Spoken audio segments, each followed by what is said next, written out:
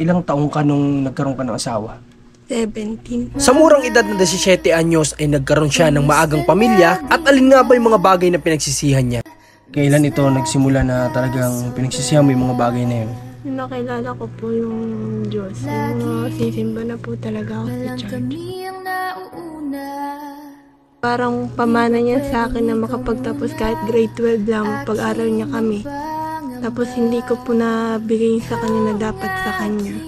Kahit matigas yung ulo ko, mahal na mahal ko po kayo. Nagpapasalamat po ako sa God. Kasi binigyan niya po ako ng isang magulang na katulad niyo. Huwag mag-alala, ipikit ang iyong matatana. Good day sa lahat ng manonood natin sa ating mga platform, sa ating Facebook page, sa ating YouTube channel. Muli po nagpapasalamat pa rin kami sa patuloy nyo na panunood o pagsuporta sa ating mga videos. Although sa ngayon ay medyo hindi tayo nagkakaroon ng viral videos, pero hindi tayo hinto para tumulong. Ngayong araw nandito kami sa isang barangay na tinatawag nga na Mactang. At meron kami ditong na-scout kasi noong isang araw. At gusto naming bisitahin, kamustahin at maabutan ng tulong sa abot na makakaya natin. Kaya ngayon samahan nyo kami na alamin natin yung kwento ng buhay nila. Tara po.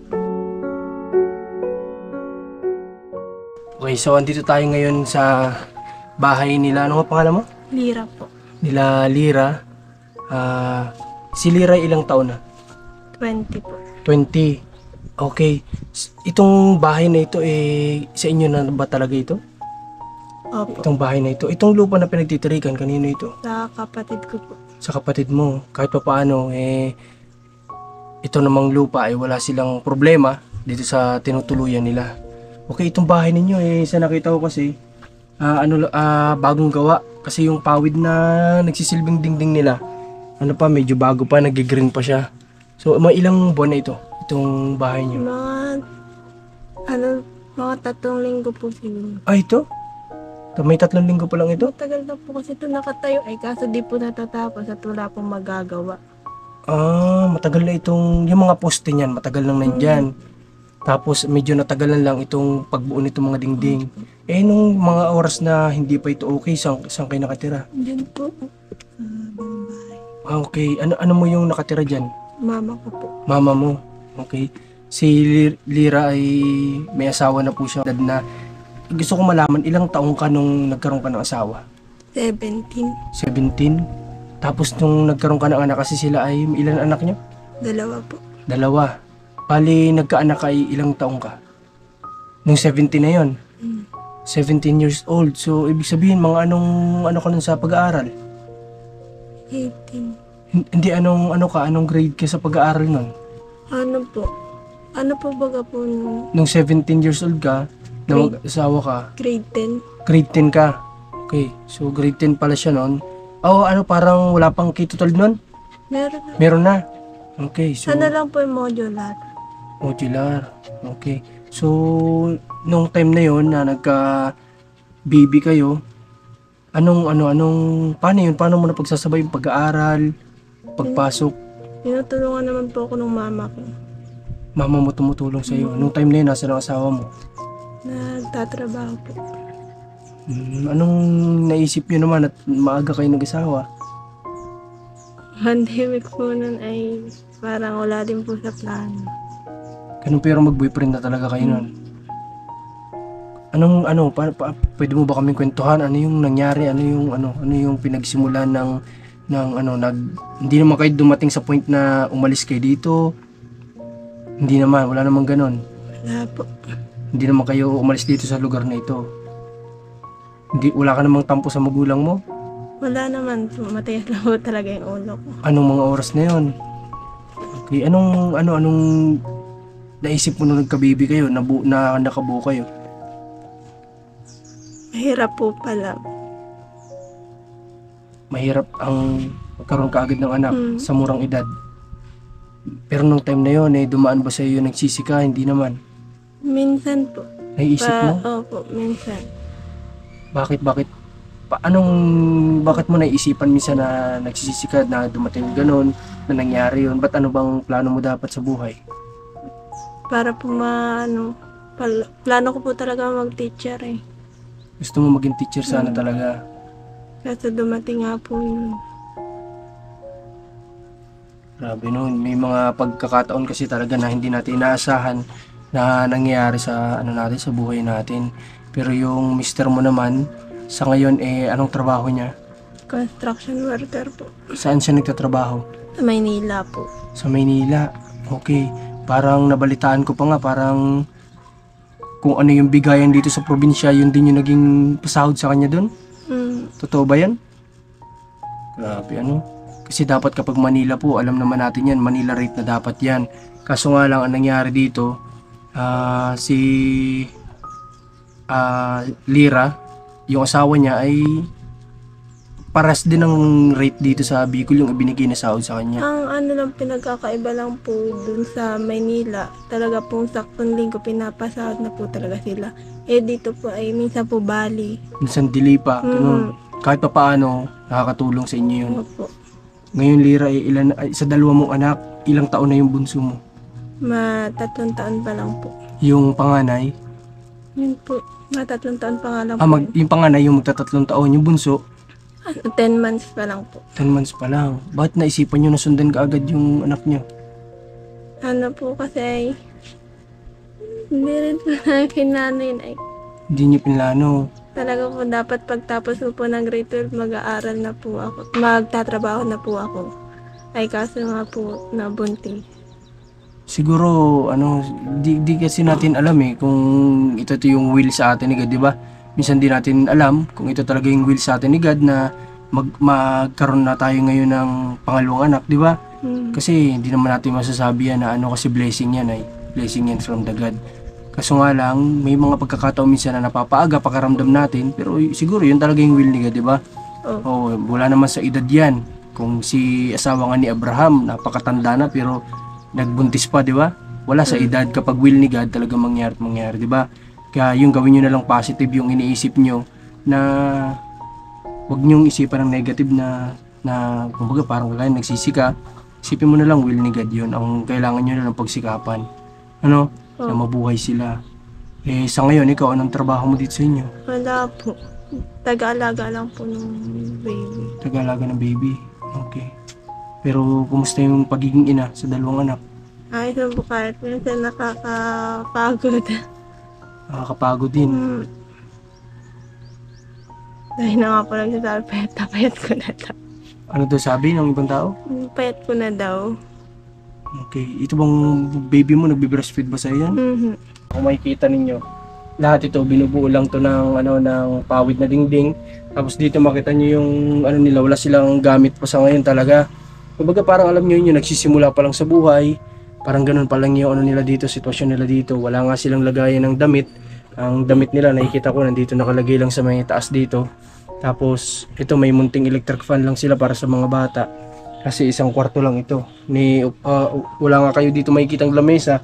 Wala kayong makikitang upuan. Talagang as in parang start sa zero sila na yun, nagsisimula pa lang sila ngayon sa buhay nila.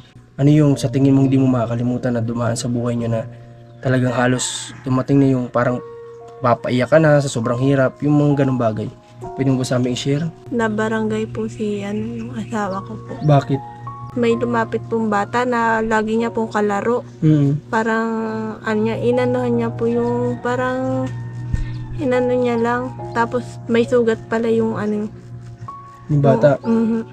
Tapos pinabarangay po siya ng nanay. Tapos para po hindi na po siya ayaw po makipag-arreglo. Para po matigil na po yun. Nagpabayad na lang po. Magkano binayad nyo nun? Hindi po ay po kasi yun kada hingi po nung nanay binibigay po nung asawa ko yung sahod. Ay, gano'n? E di yung sahod niya doon na pupunta. Opo. Paano kayo ng mga oras na yun? Buti nga po nandiyan po si mama Doon lang po kami, sa mama ko lang po kami umaano niya. Paano yung nyo nun? Paano yung sitwasyon nyo bilang mag-asawa ng mga oras na yun? Hirap na hirap po talaga. Hirap talaga. Pero itong mga anak nyo kayo, hindi naman kayo nakaranas na minsan nagugutuman? Pag nagugutom po kami, doon po kayo napunta sa mama ko po. Kahit po sineserminan na ako, punta lang po ako doon ang punta. Tinatanggap ko na lang po yung sermon nila. Kasi wala tayong choice kaysa magutom yung mga bata, di ba? Ganun talaga, dumadaan sila sa ano ngayon, sa sitwasyon na yun nga, nagsisimula pa lang sila, kahit na ganito na medyo 3 years old yung anak nila, syempre yung asawa niya construction worker lang naman, o yun lang yung buhay nila, na yun lang yung kaya siguro ng asawa niya sa ngayon na maging trabaho. Okay, pero ikaw Balira, may plano ka bang kapag lumaki ang mga bata, magtrabaho din tulungan ng mister mo? Opo. Ano ang gusto mo sana maging trabaho kapag ano? Kahit na po sa company po. Sa kumpanya? Okay. So, nung Lira, nung nabuntis ka, hindi naman nagalit yung mga magulang niyo? Nagalit po. Nagsama po yung loob kasi po hindi ko po siya yung dapat po na magtutulong sa kanya. Hindi ko po naibigay yung dapat na tulong na hinanap niya sa akin. Lira, kayo ba ilang magkakapatid? 6 po. Pang ilan ka? Pangalawa po. Sa panganay? Sa bunso. Sa bunso? Anong pakaramdam mo na yung mama mo, pakaramdam niya siguro nabigo siya kasi gusto niya makapagtapos, makapagtrabaho ng maayos. Kaya nga lang ganun yung nangyari na nabuntis ka ng maaga.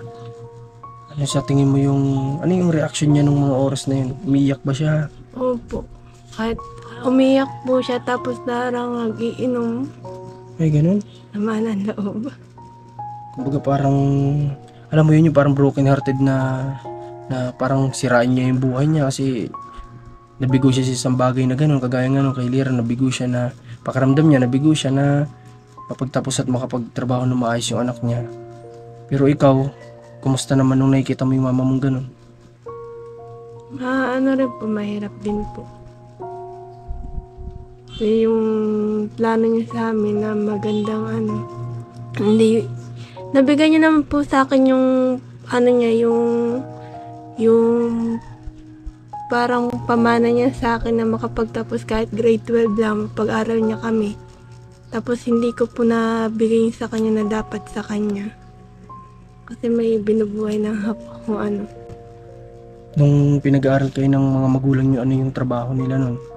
Wala nga po eh. Kumbaga talagang gumagawa lang siguro ng paraan yung mama niyo. Utang po siya ng utang kahit na hindi ko nga pala kung saan po nakakakuha ng pangbayad sa mga inuutangan niya. Grabe no? Kumbaga, Wala po yung trabaho. ganun talaga ang magulang. Lira, ikaw magulang ka na rin kapag nag-aaral mga anak mo, may experience mo din yan na gagawin mo lahat para lang sa mga anak mo. Kaya mo, yung mama mo, hindi mo alam kung saan siya kumukuha ng pinambabayad niya para lang mabayaran yung school ninyo, pambaon nyo. Diba? Kaya nasaktan din siguro talaga yung mama mo nung dumating yung time na nalaman niya nga nabuntis ka. Kayo ba ni kasal na? Hindi pa po. Hindi pa. Pero may plano kayo magpakasal. Meron po. Pag nakaipon na po siguro. Pero si Lira, kamusta bilang anak sa magulang? Ayos naman na po. Kumusta nung magkasama pa kayo ng mama mo? Kumusta yung pagsasama niyong dalawa? Ayos naman po kahit sinesermonan. Madalas ka ba niyang ginagalitan? Baka may nakikita siya sa yung mali na ginagawa mo. Hindi po yung pagpapagalit niya po sa akin, parang pangangaral lang rin po. Para mapabuti ka. Mm, Nauunawaan mo naman yun. Opo. Hindi naman po ako nasagot. Pinapakinggan ko naman po siya. Pinapakinggan mo naman. Okay. So siguro, yung nangyari sa inyo, nadala kayo ng tukso. Ano? Opo. Kasi po dati po kasi matigas po talaga yung ulo ko nun ay gabi-gabi po ako nasa inuman. Ay, ganun. Opo, kaya po parang yun na po talaga yung yung ginawa ni mama na pagsamahin na nga kami para gabi-gabi po kasi ako nasa inuman nung baka pagbalik ko buntis na ako tapos hindi alam ng mama ko sino yung makabuntis sa akin. Pero sa ngayon, Lira, yun bang pangyari na yun? Yung pag-iinom mo no, pag-ipasaway mo, pinagsisihan mo ba? Opo. Hindi naman ako nainom ngayon. Okay. Kumbaga, kailan ito nagsimula na talagang pinagsisihan mo yung mga bagay na yun? Yung nakilala ko po yung Diyos, yung sisimba na po talaga ako sa church. May taon ka na ba na nagsisimba? Diyan? Meron na po siguro. Okay, kasi sa mga hindi nakakaalam, si Lira po ay sa likod ng kanyang mga pinagdaanan noon, sa likod ng pagiging, yun nga, sa kanya nang galing, pagiging siguro lahat naman, dumadaan minsan sa yun nga kasi ang buhay kapag ang kabataan, pag depende sa nasasamahan, siguro si Lira, ang mga naging barkada niya noon, medyo layas, nandiyan sa natuto siya mag-inom sa barkada siguro, di ba? Kasi madalas gisimula namin sa barkada. Hindi naman ikaw ang nagsimula sa barkada. Okay, ganoon naman talaga kasi. So si Lira, yung nangyari sa kanya no, na mali niyang nagawa, pinagsisihan niya. At ang ginawa niya ngayon, dahil first video natin to, kami po nasaksihan namin na sila po ay talagang every Sunday, tama ba? Talagang nasa church sila, doon nila ibinubuhos yung ano nila, yung buhay nila ngayon sa pagsiserve kay God. Lira, anong natutunan mo o naging aral sa iyo mula nung nakilala mo naman si God? Ang ganda po. Yung pinaparanas siya po sa buhay ko, sa buhay ng pamilya ko. Grabe po talaga yung blessing niya binibigay niya sa amin.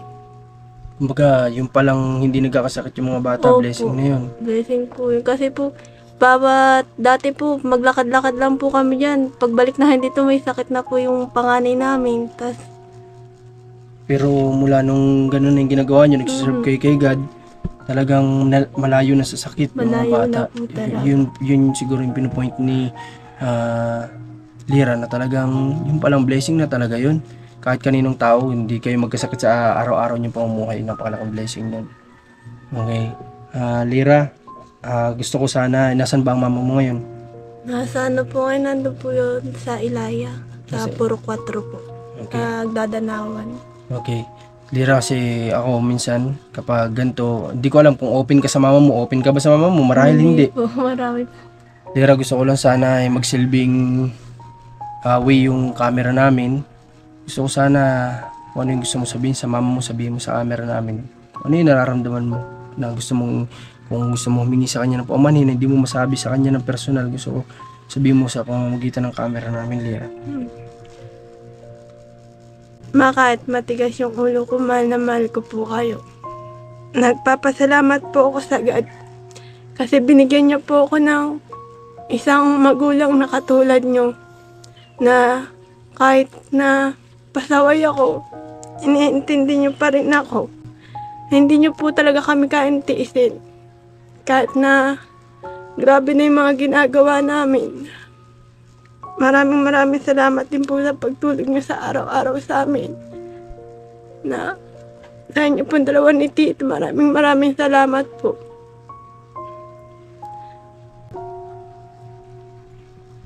Eh, yung gusto mo sabihin sa kanya. Okay, kasi alam ko na hindi lahat ng tao kasi ay open sa magulang. Pero yun yung, which is yun yung dapat, na mas maging open tayo sa magulang kaysa sa barkada. Kasi may time na kapag nag-open tayo sa barkada, hindi laging tama yung i-advise nila sa atin. Pero yung magulang, walang i-advise yan na mali sa atin. Tama lagi i-advise niya para sa ikakabuti natin. At kay nanay, anong pangalan ng mama mo? Doreen. Kay Nanay Doreen, kung mapanood mo man to, sana ito yung gusto niya sabihin sa'yo. Na humingi siya ng kapatawaran sa nangyari kasi wala, nandito na po ito ay. Ang kailangan na lang gawin, kagaya ng ginagawa niyo, yung pagtulong sa kanila, pagsuporta. Maganda po yun bilang magulang. Okay, Lira, sa ngayon, nalawa ako kay Lira. Kasi ano kasi yan. Kumbaga kami din, ako ko kay si Rans, cameraman natin, siguro pare-pares kami, dumanas din sa ganyan na naging matigas ang ulo sa magulang. Pero yun nga, dadating yung time na marirealize mo yun at talagang kung ano yung kaya mong gawin na pagbawi, hanggat kaya mo pang bumawi, hanggat buhay pa sila, pwede natin gawin yun. No, kaya Lira, sana dumating yung time na pag nakatrabaho ka na, kahit may mga anak ka, kung medyo luwag-luwag kayo, hindi naman masama na magbigay sa magulang, no? Nasa pag-uusap niyo mag-asawa yon, no? Kung medyo may sobra kayo para sa mga anak, bigyan mo din ng tulong konti po ito yung magulang mo, no? Okay, sana makapagtrabaho si Lira at kung sa kumpanya yung gusto mo na maging trabaho, okay, good yun. Marami namang companies na pwede ni Lirang mapasukan. Okay, sa ngayon Lira, may dala kami ngayon pasalubong. Andun sa sasakyan namin at Si Rans na po yung bahala na kumuha ng pasalubong natin kala Lira sa ngayon. Okay. Lira, yung may tatanong pa pala ako sa'yo. Yung kinikita ba ng mister mo, sumasapat naman? Minsan po kasi po may binabayaran din po kami utang. Okay, anong nangyari doon? Ba't nagkautang kayo? Gawa nga po dito sa pagpapagawa ng bahay, tapos hindi naman po natapos. Naubos na lang po yung pera. Saan nyo nagamit? Sa mga bata? Hmm. Okay. Pero sa ngayon, medyo kinakapos. Kasi may mga binabayaran pa kayo dahil nga sa bahay na ito. Okay. Yung nung una pong pagpapagawa dito. Kasi Ay, yung una pa yon. Opo. Kasi po libre na po itong Itong mga pawid. Mm. Libre niya na ito. Sinong gumawa nito? yung mga kapatid. Binigyan kayo ng kapatiran niyo sa simbahan. O, tingnan niyo yung blessing na yun. Simula nung... Kasi nga po nakita po nila yung tinutulugan namin parang gigibana. Ay, ganun. Opo. Kaya sinikap nilang maayos po ito. Grabe. Pero, ito, kahit munting kubo lang to, tingin ko naman may peaceful sila dito. Kumbaga may freedom sila. Kumusta naman yung pagtira niyo dito sa bahay niyo? Ayos naman. Okay naman kayo dito? Wala namang nagiging problema? Wala po. Wala naman. Kahit pa paano, no? Sa awa ng Diyos. Okay. So, gusto ko sa inyo ipakita yung kanyang mga anak pero tulog sa ngayon. Ito yung baby pa na... Di ba ito yun? Ito po. Na may kamukha siya na sabi nga nung unang punta namin may kahawig siya yung tulog. Tapos, ayun yung isa. Tapos ito, anak yata Pamangkin ko po. ng kapatid ni Lira. Anak ng kapatid mo, tama di ba? Okay. So, talagang wala pa kayong lagayan dito, no? Ayan, ano to, Bible? Opo. Ayan, may Bible si, dito, si Lira. Talagang wala pa kayong lagayan ng damit, ano? As in, wala kayong gagamit-gamit pa pala, ano? Yung mga plato nga po, tas baso, lang po. Hiram ko lang kay mama. Ito na si Rans.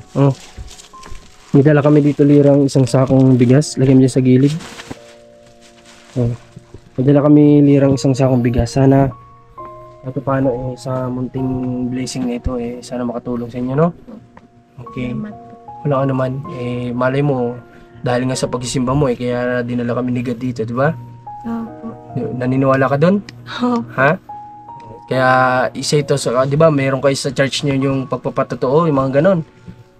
Pag dumating yung araw na magkaroon tayo ng magagandang blessing pa, pwede mo na itong makwento sa kanila, di ba? Okay. Na siyempre, will ito ni God. Padala kami dito ni God para makatulong sa abot ng mga kaya namin. So, sa ngayon, Lira, masaya kami na nakilala ka namin. At sana wag mong baguhin yung pagsisimba mo, no? Kasi lang natin na si God yung mag-drive ng buhay natin, di ba? Lahat ng nang nangyayari, ibigay lang natin sa kanya. Alam mo naman yan kasi nagsisimba kayo, di ba? Okay, so ikaw, may gusto ko bang sabihin sa mister mo? Laging mag-iingat sa trabaho niya at huwag na rin mag-iinom. Okay. Binabago niya rin utay-utay yung sarili niya. Okay, so maganda yun na at least sinusubukan natin na magbago. Kung ano man yung naging habit natin noon, inababago niya na ngayon. Kasi kahit pa paano po kung kahit hindi natin ibili ng alak, yung ambag lang natin dun, pwede na natin ipadala dito sa pamilya natin. May bibili na nila ng bigas. O kung nag-ambag ka ng 50 pesos, ang kilong bigas na yun, di ba? Okay, tapos magiging healthy pa yung katawan niya, di ba? Payuhan mo rin siya, no? Lagi mo naman sinasabihan. O buti ikaw, nabago mo lahat ng nagawa mo noon. Ano? Yun ang maganda, importante. Sabi nga kay God nga may second chance. Kaya yung may mga tao dyan na may kasalanan din sa inyo, iba, bigyan nyo ng second chance, di ba? O bigyan nyo ng second chance na magbago. Kasi parang si Lira, binigyan din ni God ng second chance sa magbago. Kagaya nito, lahat ng ginawa niya noon, naging pasaway man, umiinom noon, pero ngayon, lahat yun na wala dahil kay God. Okay? So maganda itong na-share sa atin ni Lira na kwento ng buhay nila. Maraming salamat ulit, Lira. Sana sa pagbalik namin may blessing ulit kami na madala sa inyo. Sa ngayon, ito muna yung vlog namin dito kala Lira. Ano pangalan ng mister mo? Eric po. At sa mister niya na si Eric, ayan. Hanggang dito na lang muna yung vlog namin. Sana share nyo itong video na ito para sa susunod may madala tayong mas malaking blessing dito kala Lira. Muli po, maraming salamat at God bless po.